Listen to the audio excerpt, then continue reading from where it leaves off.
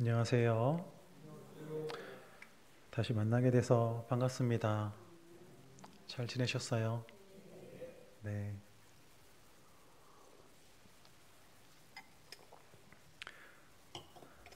오늘 나오려고 보니까 비가 오더라고요. 오늘 이후로는 좀 따뜻하게 봄이 왔으면 좋겠습니다. 그렇죠? 오늘 사도행전 17장 바울이 아덴에서 선교했던 이야기로 오늘 말씀을 나누려고 합니다. 여러분들에게 하나님은 어떤 분이세요? 어떤 사람들에게는 하나님은 한 번도 언급되지 않는, 하나님이 있는지 모르는, 아니 알면서도 이렇게 외면하고 거절하는 분일 테고, 또 어떤 분에게 하나님은 인생의 모든 것, 내가 다른 것은 다 버려도 이것만은 꼭 붙잡아야겠다라고 하는 하나님이 되기도 할 겁니다. 여러분들은 하나님이 어떤 분이세요?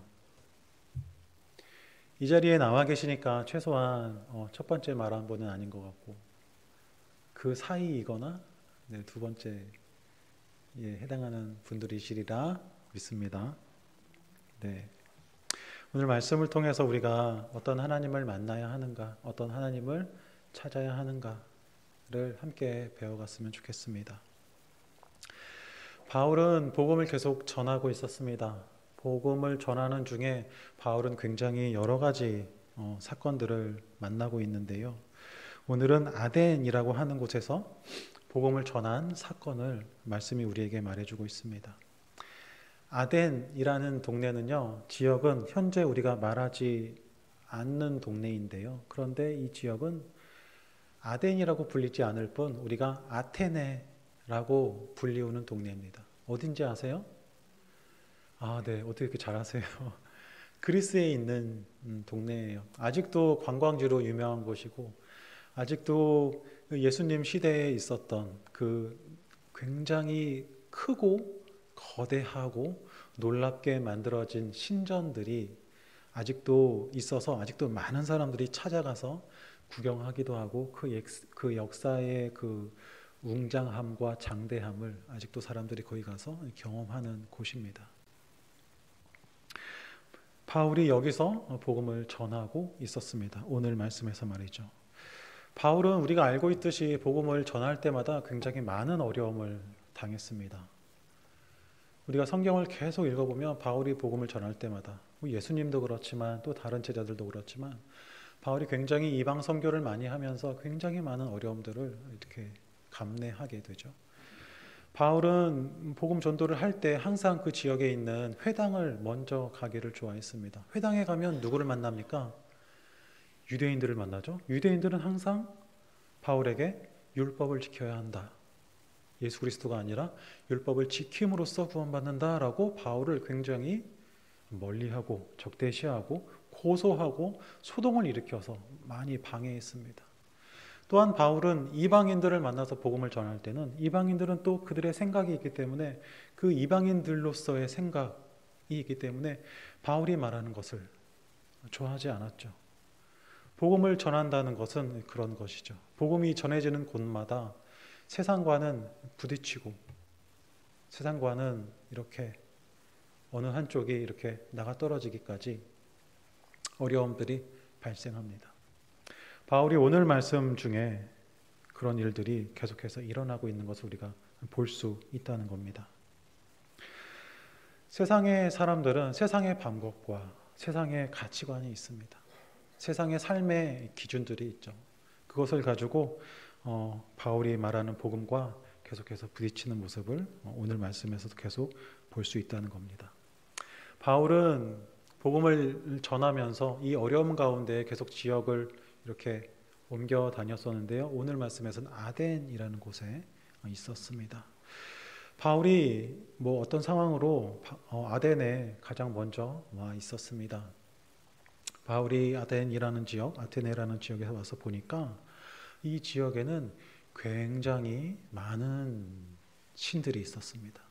굉장히 많은 우상들이 있었습니다. 그래서 바울은 마음이 격분했다라고 오늘 말씀에서 말하고 있죠. 그러면서 바울은 그들에게 복음을 전하기 시작했습니다. 어떤 마음으로요? 격분하는 마음. 어떤 마음으로서는 이것이 분노하는 것이고 어떤 마음으로서는 이것이 화나는 것인데요. 이 말씀의 문맥상을 보면 이렇게 막 화가 났다라는 것보다는 마음이 좀 많이 답답하고 마음이 좀 이렇게 쉽게 말하면 자기 혼자 승질이 났다. 분에 이렇게 가득 찼다. 이렇게도 말할 수 있을 것 같아요. 바울은 이 마음 가지고 회당에 가서 유대인들에게 복음 전했습니다. 그리고 아까 말했던 것처럼 그들과 논쟁했습니다. 역시나 아데네에서도 또 오늘 말씀에서도 바울은 믿지 않는 자들과 계속 복음을 전하면 반대하고 복음을 전하면 이렇게 핍박받는 모습들을 우리가 볼 수 있어요. 또한 바울은 사람들이 많은 장터 같은 곳에서 복음을 전했는데 또 거기서도 이방인들의 반대가 있었습니다. 그런데 그 중에서 말씀은 거기서 이제 논쟁했다, 변론했다 이렇게 말하고 있는데요. 거기서 바울의 말에 관심 갖는 몇 사람들이 있었습니다. 몇 사람들이라고 보기에는 좀 다수라고 볼 수도 있겠죠. 18절은 말하고 있습니다. 에피쿠로스 학파와 스토아 철학자들이 거기에 있었고 바울의 주장과 바울의 주장을 이 사람들이 함께 논쟁하고 이렇게 변론했다라고 말하고 있어요. 에피쿠로스와 스토아 철학자라는 말은요, 신학을 공부하지 않으면 참 이 사람들이 누군지 이해하기 어려운 사람들인데요. 쉽게 이야기하면 철학가들입니다. 그리고 어떤 변론가들이고 말을 잘하는 사람들이고 그리고 보통 사람들보다는 굉장히 똑똑한 사람들일 수 있어요. 지식에 관심이 많고 그 지식이 무엇인가 궁금해하는 사람들이라고 할 수 있죠. 에피쿠로스 학파라고 하면 굉장히 행복을 추구하는 사람들로 유명합니다. 쾌락을 추구하는 사람들로 유명한 사람들이에요. 여기서 말하는 쾌락은 육체적 쾌락을 말하는 것이 아니라요, 자신의 인생에서 어떠한 문제도 만들지 않겠다 라고 하는 생각에서 그래서 나는 행복만을 추구하겠다. 내 삶에 행복만이 있었으면 좋겠다라고 말하는 사람들이에요. 이들의 생각 가운데 행복만 가지려면 어떻게 해야 되냐면요, 먹지 않아야 됩니다. 배고프지 않아야 돼요. 그리고 결혼하면 안 됩니다. 아예 어떤 그 문제들조차도 내가 미리 만들지 않겠다 이런 생각들을 갖고 있는 사람들이에요. 그리고 자신의 모든 생각과 모든 집중은 나의 행복, 이것만 집중된 사람들이에요. 몸의 행복, 마음의 행복. 여러분, 이렇게 살려면 어떻게 해야 됩니까? 어떻게 하는 게 좀 가까워질 수 있을까요? 어떠한 문제로부터 내가 만들지 않겠다. 내가 거기서 좀 자유롭겠다. 어떻게 해야 됩니까? 저기 높고 험한 산 속에 들어가야 되지 않나요? 사람들을 안 만나야 되는 거 아닌가요? 약간 이런 생각을 가진 사람들이었어요. 스토아 철학자라는 사람들은 이 세상 모든 것이 이렇게 생각하는 사람이었는데요. 이 세상 모든 것이 신에게서 왔다 라고 생각한 사람들이었어요. 자연이 신에게서 왔고 사람이 신에게서 왔고, 근데 내가 그 신은 누군지 모르겠지만 어쨌든 이 세상은 신에 의해서 만들어졌는데 그 신의 요소들을 다 만물이 가지고 있다라고 생각하는 사람들이었어요. 그러니까 일본이랑 조금 비슷한 생각을, 일본 사람들이 보통 하는 생각들과 조금 비슷한 생각을 갖고 있는 거예요. 동물들도 신으로 여기고 나무도 신으로 여기고 바다도 신으로 여기고 돌도 신으로 여기는 거예요. 신의 요소가 들어있다. 사람은 신에서 떨어져 나온 일부분인데 우리 죽으면 다시 신의 큰 덩어리로 돌아간다. 이런 생각을 하는 사람들이었어요. 이런 사람들이 아주 크게 주장하고 있는 이 아덴 지역에 바울이 와서 색다른 이야기를 하니까 사람들이 솔깃했던 거예요. 이것이 무엇이냐? 이것이 무슨 이야기냐? 사람들이 듣고 싶어 했습니다. 그래서 새로운 생각들을 가지고 말하는 장소, 그리고 사람들이 어떤 중요한 결정을 하는 장소로 바울을 데려갑니다. 19절에 말합니다. 아레오바고라고 하는 지역으로 말하는데요. 사실 여기는 그냥 한 지역이 아니라요. 방금 말한 것처럼 사람들이 어떤 결정을 해야 할 때면 가서 어떤 주장들을 하고 여러분 무엇이 옳겠습니까? 라고 하는 어떤 대표적인 장소였어요. 살짝 언덕 같은 곳이죠. 지금 저는 여러분보다 조금 높은 곳에 올라와 있잖아요. 그리고 여러분들이 다 저를 보고 있지 않습니까? 약간 이러한 분위기, 약간 이러한 위치인 거예요. 주장하고 싶은 사람은 언덕에 올라와서 이렇게 많은 사람들에게 주장을 합니다. 그러면 듣는 사람들이 그것이 옳은가? 그것이 진짜인가? 이렇게 이야기를 듣는 거죠. 사람들은 바울을 거기로 데려갔습니다. 그리고 사람들은 바울에게서 이야기를 들었습니다. 사람들은 바울을 말쟁이라고 하기도 하고 이방신을 전하는 사람이라고도 했습니다. 그들에게는 이미 많은 신이 있었어요. 그들에게는 이미 많은 우상이 있었습니다.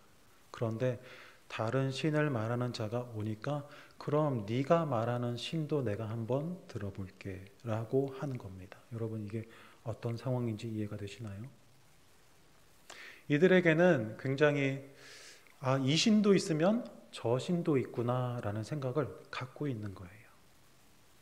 내가 몇 개의 신을 섬기고 있는데 다른 사람이 와서 야, 이 신이 더 훌륭하고 이 신이 더 뛰어나라고 하면 그래? 한번 들어보자. 그 신이 누군데? 어떻게 하면 그 신을 만날 수 있는데? 라는 생각들을 사람들이 이미 가지고 있는 거죠. 자신의 신을 부정하고 바울이 말하는 그 복음을 이것이 무엇인가 듣고자 하는 것이 아니라요. 내가 많은 신을 가지고 있는 그 자체에서 새로운 이야기를 하니 내가 한번 들어보겠다라는 겁니다. 그들이 가지고 있는 신으로도 뭔가 만족스럽지 않고 뭔가 부족하고 뭔가 채워지지 않는 마음이 그들 가운데 있다는 것이 여러분 읽혀지지 않으세요? 저는 이 부분을 보면서 세상의 사람들이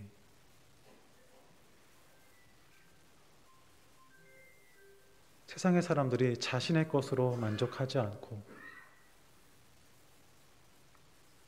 어떤 진리에 대해서 항상 고민하고 또 다른 신에 대해서 갖고자 하고 또 다른 만족을 찾고 또 다른 즐거움이 무엇인가 찾고 하는 마음들을 엿보게 되는 것 같습니다.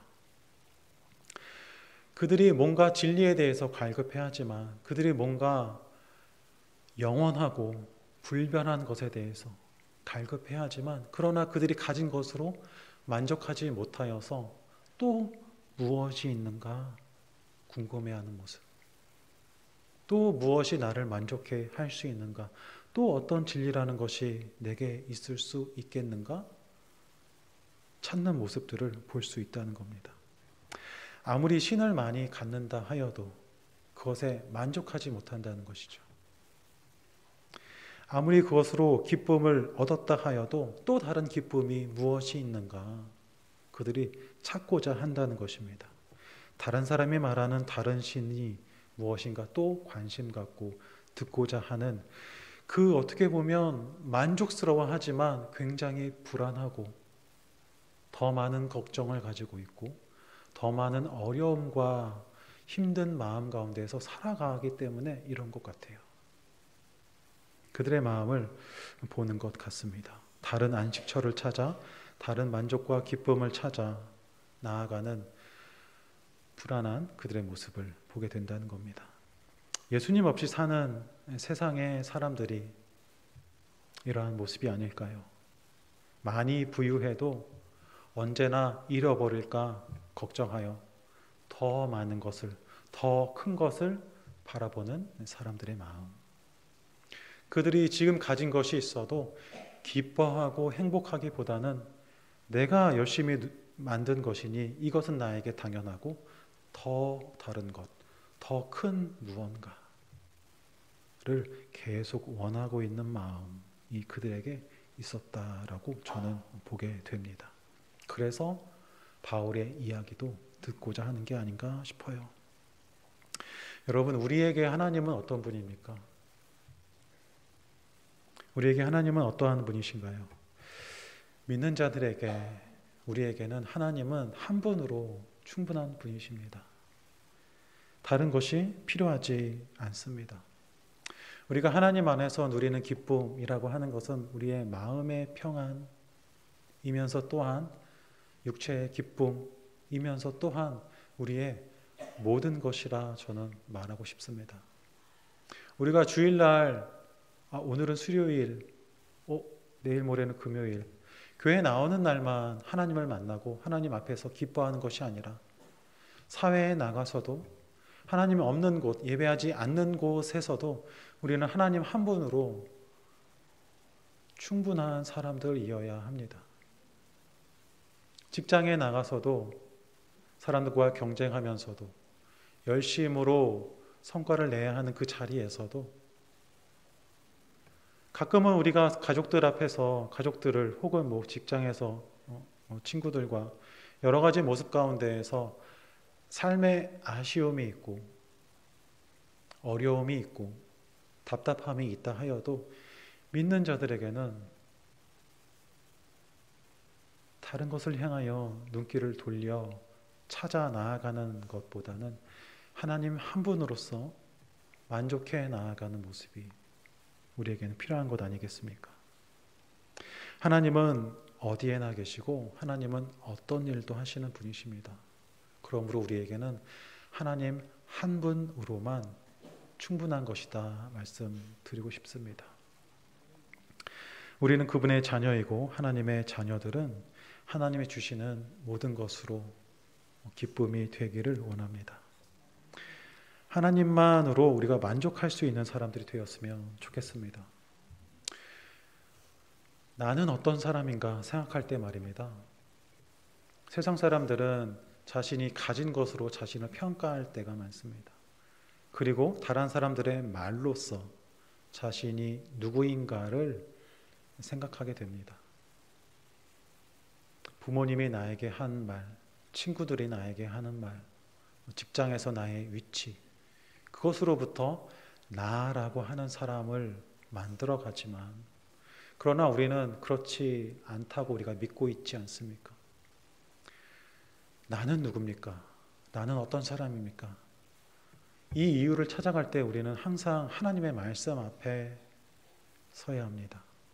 사람들의 말과 함께 하나님의 말씀이 아니라 오직 하나님의 말씀 앞에서만 서서 하나님이 나에게 하시는 말씀이 무엇인가 그것으로만 나는 누구인가를 찾아가야 한다는 겁니다. 저는 이 부분이 굉장히 우리의 삶에 중요하다 생각합니다.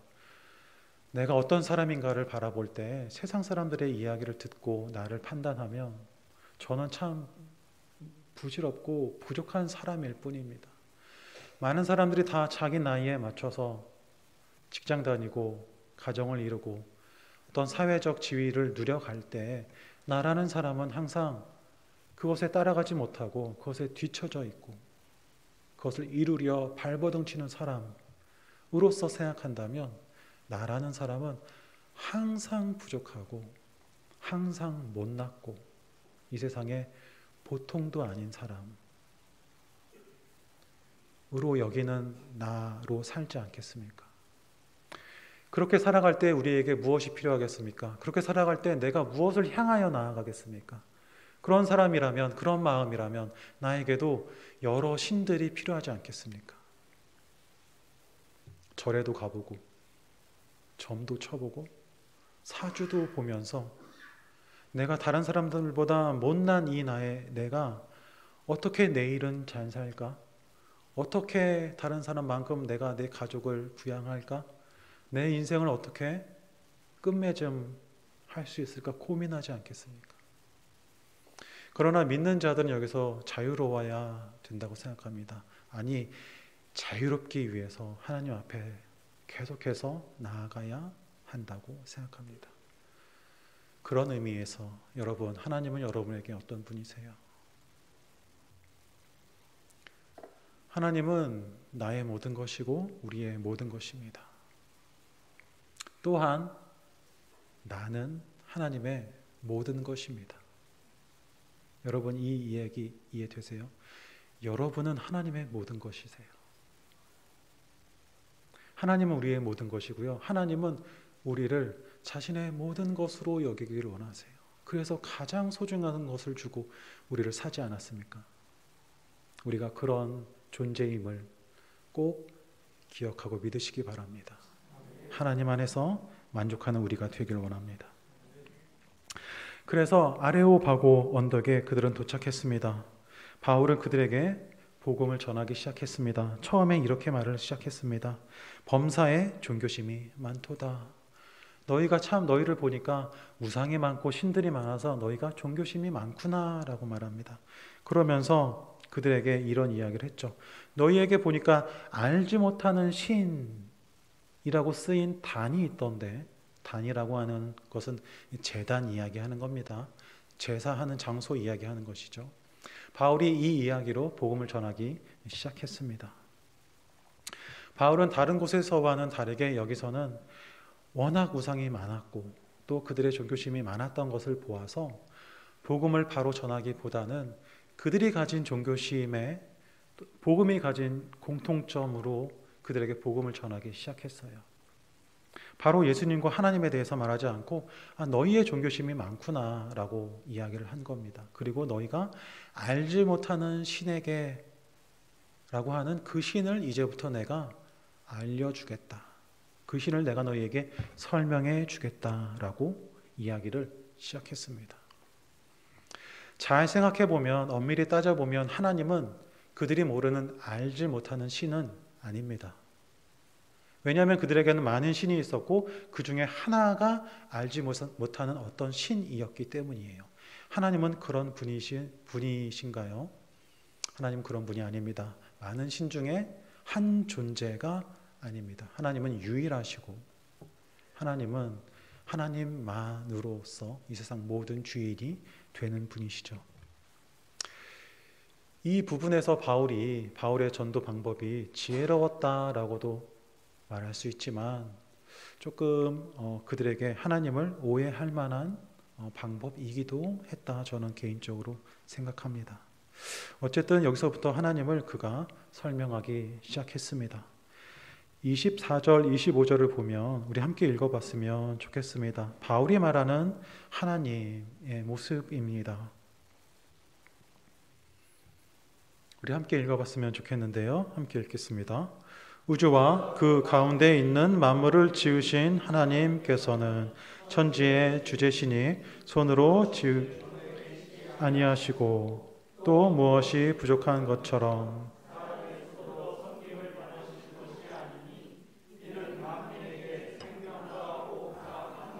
친히 주시는 이심이라. 아멘. 바울이 말하는 하나님은 어떤 하나님인가요? 바울이 말하는 하나님은 세상의 주인이신 하나님이십니다. 세상의 주관자 되시는 하나님이시죠. 바울이 아덴 지역에서 많이 보았던 그 우상들과 신들과는 너무나 다른 하나님을 그들에게 말하고 있어요. 아덴 가운데 있었던 많은 신들은 어떤 신이에요? 사람들이 만들어 놓은 신. 사람들이 모양을 깎아 넘어지지 않게 잘 세워 놓은 신. 사람들이 뭔가 제단에 제물을 드려 그들을 만족해 해야 하는 신. 그런 신에 완전히 반대된 하나님을 그들에게 말씀하고 있습니다. 그래서 이렇게 말하고 있는 것이죠. 천지의 주제. 그리고 무엇이 25절에 보면 무엇이 부족한 것처럼 사람의 손으로 섬김을 받으시는 것이 아니니 만민에게 생명과 호흡과 만물을 친히 주시는 이심이라. 아덴 사람들이 만들었던 신은 그들의 만족을 위해 만들었던 신이었어요. 그런데 바울이 설명하고 있는 신은 우리가 만족하여서 우리가 만들어낼 수 없는 신, 아니 오히려 하나님이 창조주여서 그 하나님이 주시는 힘과 하나님이 주시는 능력으로서 사람들이 살아가고 있다라고 말하는 신이에요. 하나님은 그런 분이시죠. 바울은 그것을 말씀하고 있는 것이에요.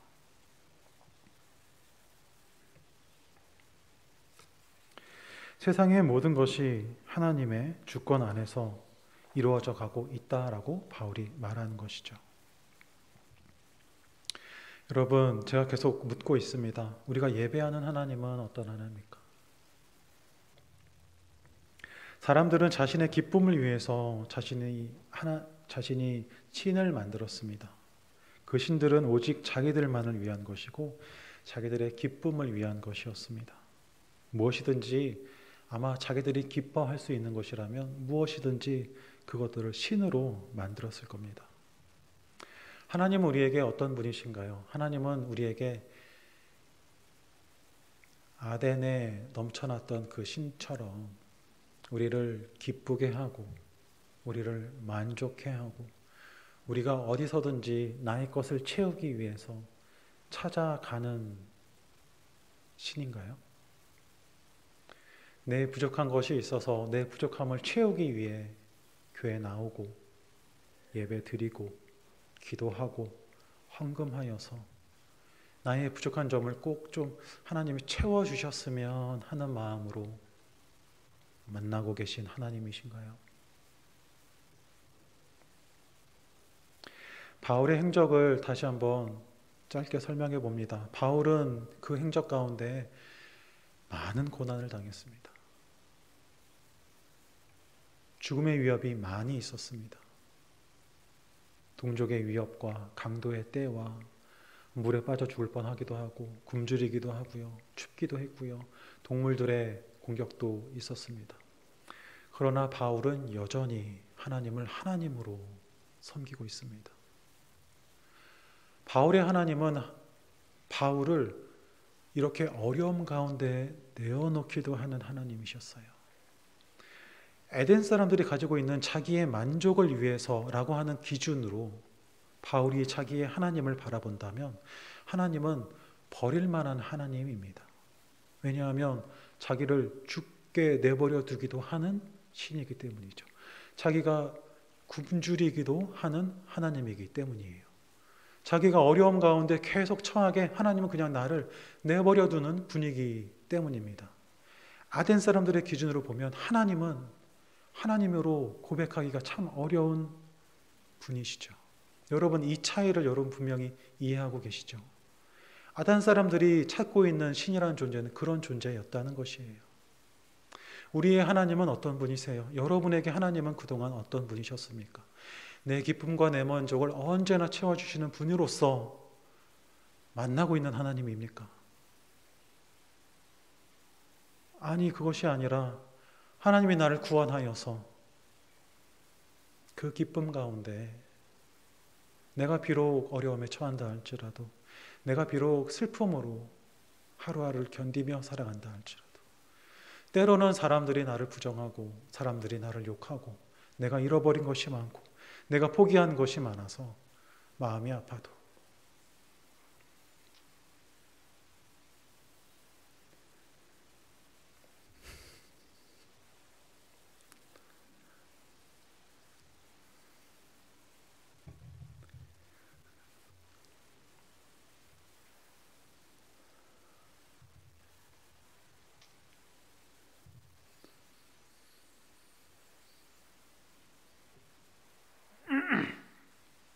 그럼에도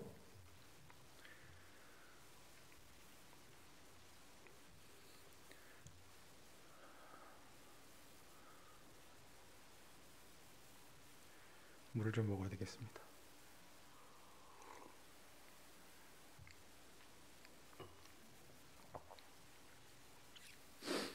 그럼에도 자신의 삶을 되돌아볼 때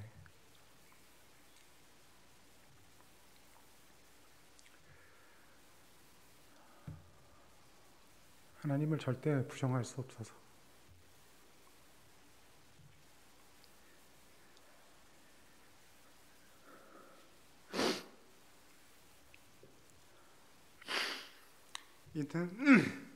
있는 하나님을 없다고 말할 수가 없어서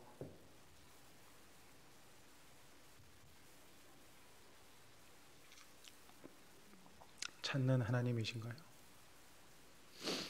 우리에게 하나님은 어떤 분이십니까?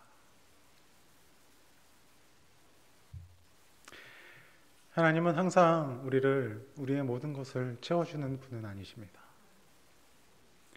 이스라엘 백성들은 광야에서 하나님을 많이 원망했습니다. 왜 하나님은 그들을 원망 전에 채워주지 않으셨습니까? 왜 하나님은 세상의 모든 자녀들을 때로는 고통 가운데 내버려 두십니까? 이 기준이 세상의 사람들이 신을 찾는 것과 믿음을 가지고 예수님을 만난 사람들이 하나님을 섬기는 방법이겠죠. 그럼에도 하나님이 진짜 하나님이시고, 그래도 하나님이 정말 하나님이시고 내가 만났고 내가 부정할 수 없는 분이시고 지금 내 모든 필요를 채워주는 분은 아니시지만 그 하나님이 나를 인도해 주시기 때문에 우리가 하나님을 섬기고 예배하고 있는 것이죠. 바울의 하나님이 그런 하나님이셨고 우리의 하나님이 그런 하나님이셨습니다. 세상이 말하는 신과는 세상이 찾고 세상이 만족해하는 이 아담의 신들과는 세상에 지금 말하는 많은 어떤 종교와는 다른 것이 바로 이것이죠. 그래서 기독교는 종교가 아닙니다. 기독교는 진리이고 이 세상의 이치입니다. 이렇게 바울은 그들에게 복음을 전했습니다. 그리고 뒤에 이어서 진짜 하고 싶었던 이야기를 합니다. 바로 예수님의 이야기를 그들에게 전하는 것이죠. 30절, 31절에 보면 하나님의 심판과 예수님의 증거에 대해서, 예수님에 대해서 말씀하기 시작합니다. 우리 30절, 31절 함께 읽도록 하겠습니다. 알지 못하던 시대에는 하나님이 간과하셨거니와 이제는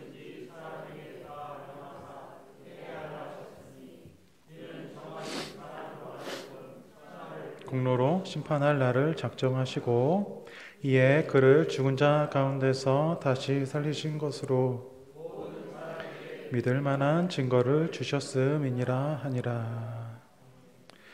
바울은 이렇게 어렵게 그들이 궁금해하는 이야기를 조금 했지만 뒤에 이어서 그가 정말 전하고 싶었던 하나님에 대해서, 그리고 하나님이 자신의 사랑하는 자들을 위해서 보내신 예수님에 대해서 이야기를 합니다. 그 예수님을 이렇게 말하고 있죠. 죽고 부활하신 자로서 하나님이 주신 증거다 라고 말을 합니다. 이것이 오늘 바울이 그들에게 전한 복음이었습니다. 이 말을 듣고 세상 사람들은 바울에게 뭐라고 말했을까요? 처음에 바울의 말에 관심을 가졌던 그들의 모습과는 달리 그들은 바울을 조롱하고 다음에 듣겠다라는 말로 이 만남을 마쳤습니다. 다음에 듣겠다라는 말 어떤 말입니까? 됐다라는 말입니다. 말씀이 더 이상 바울과 그들의 만남을 우리에게 말씀해 주지 않습니다. 바울은 복음을 전하고 거절당했습니다. 바울의 복음 전도 가운데 이렇게 열매가 없고 이렇게 성과가 저조했던 적이 없었습니다. 바울은 항상 전하는 곳마다 많은 사람들이 회심했고 헬라의 어떤 사람들, 유대의 어떤 사람들, 제사장의 허다한 수도 복음을 듣고 돌아서는 것이 이 복음 사역의 놀라운 역사의 현장이었습니다. 그런데 오늘 말씀에서는 열매가 없습니다. 결과가 없습니다. 말씀은 이렇게 말하고 있습니다. 몇 사람이 복음을 들었다 라고 말하고 있어요. 몇 사람입니다.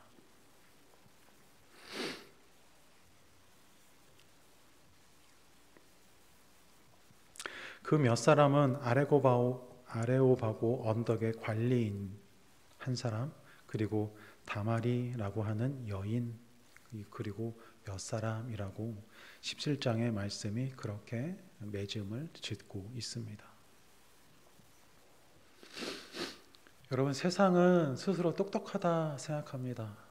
세상은 과학이 발전하고 이성이 높아지면서 세상의 많은 비밀들을 알아가고 있다고 말합니다. 그러나 여러분, 그들이 선택하는 것은 미신에 가깝고 그들이 선택하는 것은 두려움에 자기 만족의 삶을 살아갑니다. 그들이 복음을 듣고 내린 결론은 조롱과 외면이었습니다. 여러분, 우리가 가진 복음이라는 것은 어떤 것입니까? 누군가에게는 참 쓸모없는 겁니다. 이 아덴 사람들은 바울과의 이 만남을 가지고 내가 괜히 갔다, 내가 괜한 것을 들었다, 내가 시간 낭비했다라고 생각할지도 모르겠습니다. 그래서 그런지 열매들도 없습니다. 이 아덴 지역은 아가야 지방이라고 불리우는데요, 나중에 고린도에 보면 고린도도 아가야 지역인데 이 아가야 지역에서 첫 열매로 이 아덴에서 복음을 들었던 사람들에 대해서 언급하지 않습니다. 아무런 열매가 없었다는 뜻이에요. 그러나 바울이 이것이 너무나 귀한 것이어서 이 복음을 그들에게 전했던 것이죠. 복음을 전한다는 것은 참 어려운 것 같습니다. 또한 복음을 따라 산다는 것은 참 어려운 것 같습니다. 그러나 이것은 오직 하나님만이 할 수 있는 일이시죠. 이것은 오직 하나님께서만 주시는 일이라고 말하게 되는 것 같습니다. 우리 조금 길긴 하지만요, 고린도전서의 말씀을 좀 읽고서 마쳤으면 좋겠습니다. 바울은 이 사건 이후에 고린도 지역으로 복음을 전하기 위해서 떠납니다. 바울이 고린도 성도들에게 오늘 이제 읽은 말씀을 이렇게 전하는데요, 아마도 아덴에서 이런 일들을 지내고 난 다음에 그가 가지고 생각하고 있는 복음을 설명하고 있는 말씀이라 생각됩니다. 바울이 말하는 복음이 무엇인가, 그리고 사람들이 말하고 있는 복음이 무엇인가, 오늘 말씀을 고린도전서 1장 18절에서 24절 말씀을 보면서 한번 들어보시면 좋겠습니다. 함께 읽을 수 있을까요? 함께 읽겠습니다. 십자가의 도가 멸망하는 자들에게는 미련한 것이요 구원을 받는 우리에게는 하나님의 능력이라. 기록된 바 내가 지혜 있는 자들의 지혜를 멸하고 총명한 자들의 총명을 폐하리라 하였으니, 지혜 있는 자가 어디 있느냐, 선비가 어디 있느냐. 이 세대의 변론은 하나님께서 이 세상의 지혜를 미련하게 하신 것이 아니냐. 하나님의 지혜에 있어서는 이 세상이 자기 지혜로 하나님을 알지 못하므로 하나님께서 전도에 미련한 것으로 믿는 자들을, 유대인은 표적을 구하고 헬라인은 지혜를 찾으나 우리는 십자가에 못 박힌 그리스도를 전하니, 유대인에게는 거리끼는 것이요 이방인에게는 미련한 것이로되 오직 부르심을 받은 자들에게는 유대인이나 헬라인이나 그리스도는 하나님의 능력이요 하나님의 지혜니라. 아멘. 바울이 외면당한 복음은 여러분 미련한 것이었습니까? 아니면 하나님의 능력이었습니까? 열매가 없었던 이 복음 사역은 미련한 것이었을까요? 아니면 하나님의 능력으로 말미암은 사건이었을까요? 우리는 가끔 열매가 없어서, 우리는 가끔 사람들이 듣지 않는다는 이유로 복음을 전하기를 어려워합니다. 그리고 관계가 깨진다는 이유로 복음을 가진 자로서의 삶을 포기할 때가 있습니다. 하나님은 우리를 사용하고 싶어 하십니다. 하나님은 이 어려운 환경 가운데에서도, 외면당하고 조롱당하는 이 상황 가운데에서도, 우리가 그리스도인으로 살아가는 이 사회 가운데에서도, 우리가 그 안에서 외면당하고 조롱당하고 언젠가는 포기해야 하는 많은 것들 가운데에서도 하나님은 우리를 사용하셔서 복음을 전하는 도구로 삼기를 원하십니다. 이것을 우리가 미련한 것이라 말하겠습니까? 이것을 우리에게 명령하시는 하나님을 우리가 불편하다 하겠습니까? 바울은 복음을 들은 자고 어두움에서 빛으로 옮겨간 자였습니다. 그렇기 때문에 이 복음이 얼마나 중요한 것인가 잘 알았을 겁니다. 우리도 예수님을 믿지 않다가 예수님을 믿은 자가 되었습니다. 우리가 가진 복음, 우리가 하나님을 만나면서 얻었던 그 기쁨들을 우리가 잘 깨닫는다면 이 복음이 얼마나 소중한가 또한 우리는 알게 되리라 믿습니다. 여기서부터 우리는 복음을 전할 수 있는 마음들을 가져가야 한다고 생각합니다. 어려운 상황 가운데 있는 세상에, 그리고 많은 자들의 그 어려움 가운데 우리가 복음으로서 나아가고자 해야 한다고 생각합니다. 결국 우리가 전해야 할 것은 예수 그리스도입니다. 바울이 그들 가운데 복음 전하는 아주 유익한 방법론을 가졌지만 결국 그가 전했던 것은 예수 그리스도였습니다. 우리는 오직 예수 그리스도만 전할 수 있습니다. 오직 그것으로만 어두움에서 빛으로 옮겨져가는 영혼들이 나오게 될 것입니다. 우리 함께 이것을 소망하면서 한번 기도했으면 좋겠습니다.